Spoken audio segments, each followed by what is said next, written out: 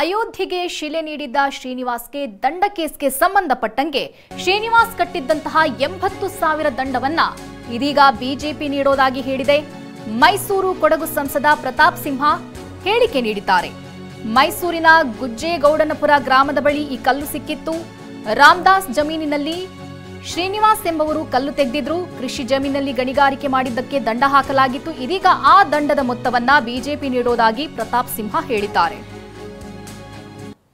ರಾಮದಾಸ್ ಅವರು ಅವರ ಜಮೀನಿನಲ್ಲಿ ಕಲ್ಲಿತ್ತು, ಅಲ್ಲಿ ಸ್ವಲ್ಪ ಉಳುಮೆ ಮಾಡಲಿಕ್ಕೆ ಕಷ್ಟ ಆಗಿದೆ, ಅದನ್ನು ತೆಕ್ಕೊಡಿ ಅಂತ ಕೇಳಿದ್ದಾರೆ. ಆಗ ಅವರು ಶ್ರೀನಿವಾಸ್ ಅವರು ಹೋಗಿ ಆ ಕಲ್ಲನ್ನು ತೆಗೆದಿದ್ದಾರೆ. ಒಳಗಡೆ ಒಳ್ಳೆ ಕಲ್ಲು ಸಿಕ್ಕಿದೆ, ಅದನ್ನು ತೆಗೆದು ಹಾಗೆ ಇಟ್ಟಿದ್ದಾರೆ. ಆಮೇಲೆ ಕೊನೆಗೆ ಅದರ ಆ ಕಲ್ಲಿನ ಯೋಗ, ರಾಮದಾಸ್ ಅವ್ರ ಯೋಗ ಅಥವಾ ಶ್ರೀನಿವಾಸ್ ಕೈಯಿಂದಲೂ ಕೂಡ ಇಂಥದ್ದೊಂದು ಆಗಬೇಕಿತ್ತು ಕೆಲಸ. ಹಾಗಾಗಿ ಅಯೋಧ್ಯೆಯಲ್ಲಿ ರಾಮಲಲ್ಲನ ವಿಗ್ರಹ ಕೆತ್ತನೆಗೆ ಆ ಕಲ್ಲು ಸೆಲೆಕ್ಟ್ ಆಯಿತು. ಆ ಕಲ್ಲನ್ನು ಇವತ್ತು ಹೀಗೆ ತಗೊಂಡೋಗಿ ಕಳಿಸ್ಲಿಕ್ಕಾಗಲ್ಲ. ಅದಕ್ಕೆ ಮತ್ತೆ mains and geology department permission ಬೇಕಿತ್ತು. ಅವರು ಅನಧಿಕೃತವಾಗಿ ಅದನ್ನು ಕಲ್ಲನ್ನು ತೆಗೆದಿದ್ದಾರೆ ಅನ್ನೋ ಕಾರಣಕ್ಕೆ ಅಧಿಕಾರಿಗಳು ಏನೂ ಮಾಡೋಕ್ಕಾಗಲ್ಲ. ಆದರೂ ಸರ್ಕಾರದ ಏನು ದಂಡ ಇದೆ ಆ ದಂಡನ ಹಾಕಿದ್ದಾರೆ. ಖಂಡಿತ ಶ್ರೀನಿವಾಸ್ ಅವರಿಗೆ ಆ ದಂಡ ಏನು ಕಟ್ಟಿದ್ದಾರೆ ಅದನ್ನು ನಮ್ಮ ಪಕ್ಷದ ವತಿಯಿಂದ ನಮ್ಮ ಅಧ್ಯಕ್ಷರು ಇಲ್ಲೇ ಇದ್ದಾರೆ, ನಮ್ಮ ಅಧ್ಯಕ್ಷರ ಕೈಯಿಂದಲೇ ನಾವು ನಮ್ಮ ಪಕ್ಷದ ವತಿಯಿಂದಲೇ ನಿಮಗೆ 80,000 ಕೊಡ್ತಾರೆ. ನಮ್ಮ ವಚ್ಚಣ್ಣ ಅವರು ಅಧ್ಯಕ್ಷರಾಗಿದ್ದರು, ನಮ್ಮಲ್ಲೆಲ್ಲ ಸ್ವಲ್ಪ ಬ್ಯಾಂಕ್ ಬ್ಯಾಲೆನ್ಸ್ ಇಟ್ಟಿದ್ದಾರೆ, ತಲೆ ಕೆಡಿಸ್ಕೊಬೇಡಿ, ನಾವು ಕೊಡ್ತೀವಿ. ರಾಮದಾಸ್ ಅವರು ಅವರ ಜಮೀನಿನಲ್ಲಿ ಕಲ್ಲಿತ್ತು, ಅಲ್ಲಿ ಸ್ವಲ್ಪ ಉಳುಮೆ ಮಾಡಲಿಕ್ಕೆ ಕಷ್ಟ ಆಗಿದೆ, ಅದನ್ನು ತೆಕ್ಕೊಡಿ ಅಂತ ಕೇಳಿದ್ದಾರೆ.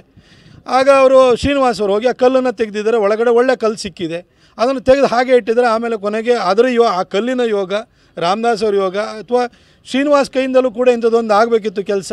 ಹಾಗಾಗಿ ಅಯೋಧ್ಯೆಯಲ್ಲಿ ರಾಮಲಲ್ಲನ ವಿಗ್ರಹ ಕೆತ್ತನೆಗೆ ಆ ಕಲ್ಲು ಸೆಲೆಕ್ಟ್ ಆಯಿತು.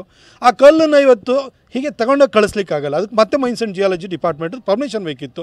ಅವರು ಅನಧಿಕೃತವಾಗಿ ಅದನ್ನು ಕಲ್ಲನ್ನು ತೆಗೆದಿದ್ದಾರೆ ಅನ್ನೋ ಕಾರಣಕ್ಕೆ ಅಧಿಕಾರಿಗಳು ಏನೂ ಮಾಡೋಕ್ಕಾಗಲ್ಲ. ಆದರೂ ಸರ್ಕಾರದ ಏನು ದಂಡ ಇದೆ ಆ ದಂಡನ ಹಾಕಿದ್ದಾರೆ.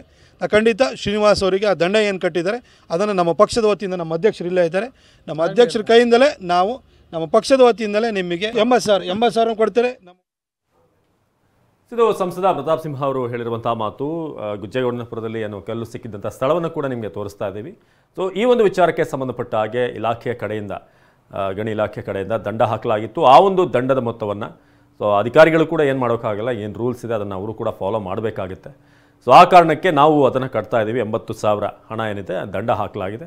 ಪಾಪ ಅವರಿಗೆ ಯಾರು ಜಮೀನಲ್ಲಿರುವಂಥವ್ರಿಗೆ ಅದನ್ನು ಕಟ್ಟೋದಕ್ಕಾಗಲ್ಲ, ನಾವು ಪಕ್ಷದ ಕಡೆಯಿಂದ ಕಟ್ತಾ ಇದ್ದೀವಿ ಅಂತ ಹೇಳಿದ್ದಾರೆ.